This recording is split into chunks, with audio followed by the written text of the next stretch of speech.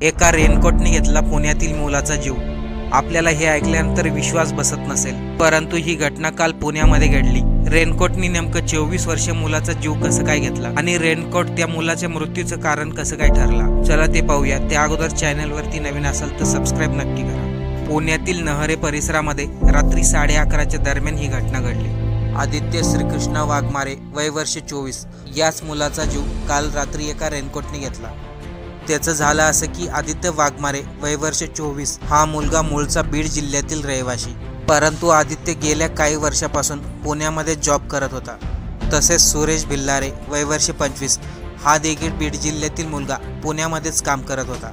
एकाच जिल्ह्यातील असल्यामुळे आदित्य आणि सुरेशची ओळख 1 महिन्यापूर्वीच झाली होती। बीड जिल्ह्यामधील आदित्य आणि सुरेश हे दोघेही एका रेस्टॉरंटमध्ये काम करत होते आणि रेस्टॉरंटचे काम संपल्यानंतर ऑनलाईन शॉपवरती डिलिव्हरी बॉयज म्हणून काम करत होते। रेस्टॉरंटमधील काम संपल्यानंतर आदित्य आणि सुरेश आपल्या डिलिव्हरीच्या कामासाठी गेले, परंतु तेथील मॅनेजरने आदित्यचा रेनकोट सुरेशला देण्यासाठी सांगितला। मॅनेजर समोर होता म्हणून आदित्यने तो रेनकोट सुरेशला दिला, परंतु त्या कारणामुळे दोघांमध्ये वाद झाले। एकाच जिल्ह्यातील दोघं मित्र आणि आत्ताच मैत्री झाली होती, परंतु दुपारी वाद झाले होते आणि ते वाद मिटवण्यासाठी दोघांनी रात्री भेटण्याचं ठरवलं। आदित्यने सुरेशला फोन करून सांगितले, दुपारी आपल्यामध्ये जे काही वाद झाले ते आपण भेटून बोलूया।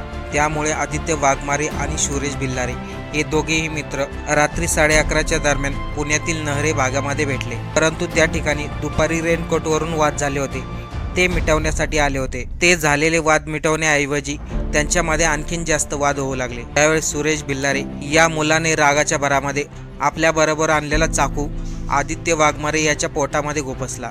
त्यांनी आदित्यवरती 2-3 वार केले, मुळे 24 वर्षीय आदित्य वाघमारे हा जमिनीवरती कोसळला। बीड जिल्ह्यातील सुरेश भिल्लारे हा तिथून फरार झाला।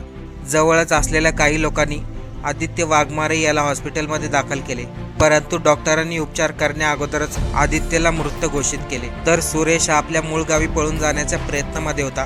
पोलिसांनी त्याला अवघ्या काही तासातच ताब्यात घेतले। तर रेनकोटच्या क्षुल्लक कारणावरून वाद झाला, त्यामध्ये 24 वर्षीय आदित्यचा मृत्यू झाला। या घटनेमुळे आदित्यचं जिवंत संपलंच, सुरेशच्या आयुष्यावरती गुन्हेगारीचा डाग लागला।